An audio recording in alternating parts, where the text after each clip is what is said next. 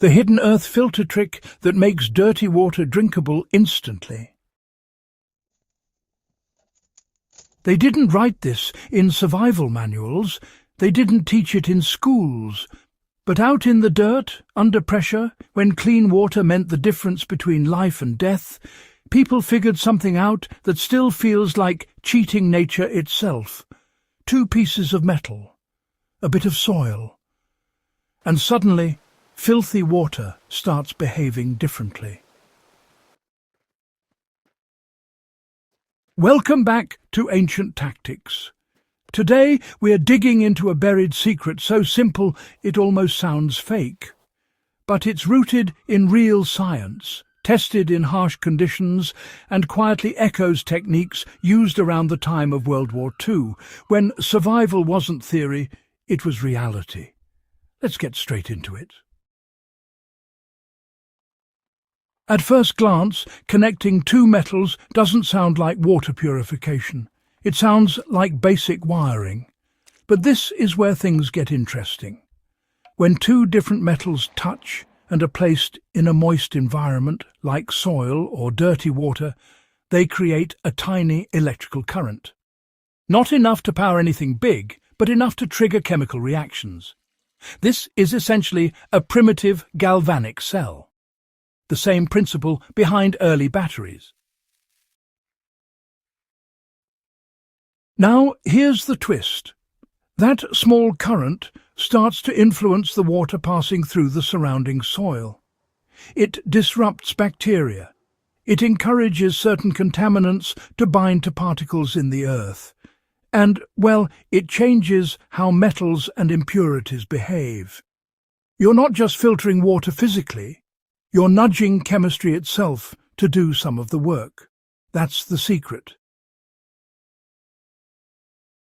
Not all metals will work the same. The key is difference. You need contrast. Think of zinc and copper, or iron and copper. One wants to give up electrons, the other wants to take them. That tension creates the flow. During World War II, field improvisation often leaned on materials at hand. Scrap metals, old tools, bits of wire. Soldiers and civilians alike learned quickly that combining different metals in wet conditions could produce small electrical effects. Sometimes it powered radios in desperate moments. Other times it was used more quietly. Like this. The bigger the difference between the metals, the stronger the reaction. But even modest combinations can trigger the effect. It's not about brute force, it's about consistency. This isn't a high-tech setup. That's the beauty of it. You're working with what the ground already gives you. You start with a container or a pit in the soil. The deeper, the better, as long as water can pass through slowly. Inside that space, you layer natural materials. Sand, charcoal, if you have it, fine soil, maybe small stones. Then you insert your 2 metals into this layered system. They should not be touching directly, but connected by a wire above the surface. One metal sits closer to where dirty water enters. The other sits lower, where cleaner water collects. As water seeps through the layers, it encounters not just physical barriers, but, a subtle electrical environment. Bacteria don't thrive as easily. Some contaminants get trapped more effectively. The water that emerges isn't magically perfect, but it's significantly improved. And in survival conditions, that difference really matters. Here's where science steps in quietly. That small electrical current can disrupt bacterial cell walls, not instantly, not dramatically, but enough to weaken them.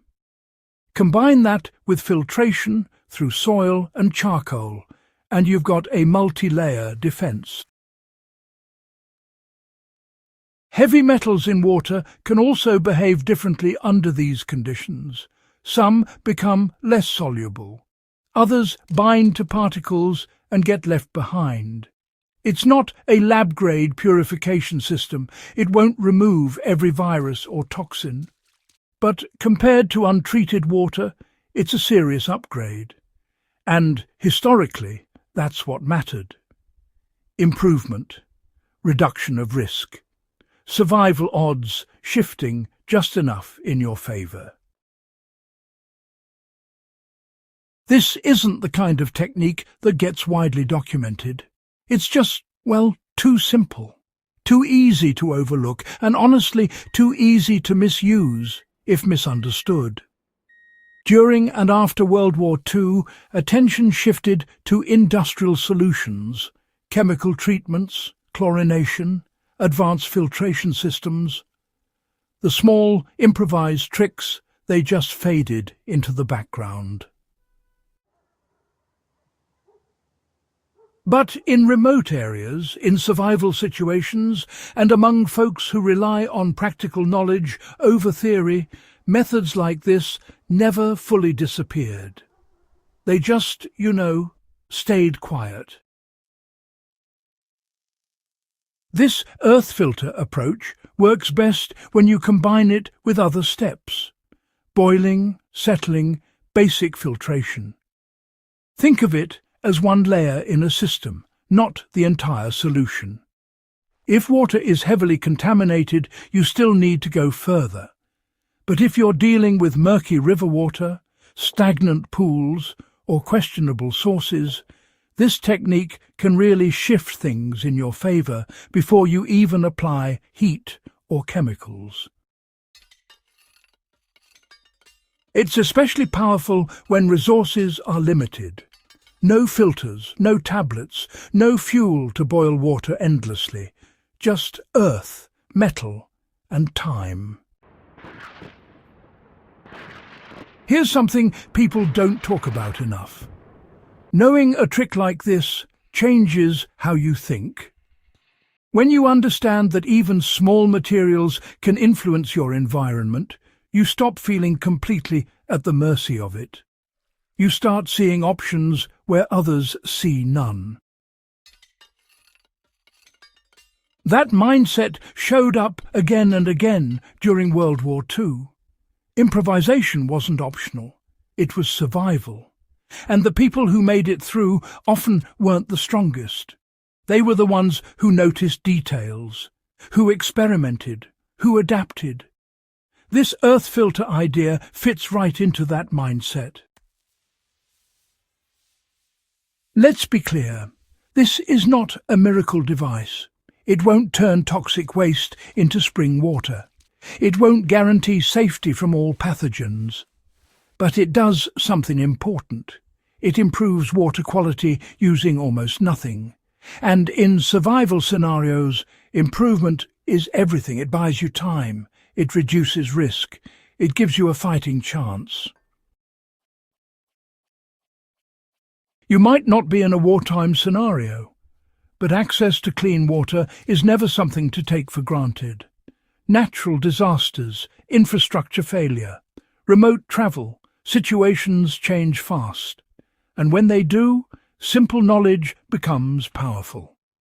This isn't about replacing modern systems.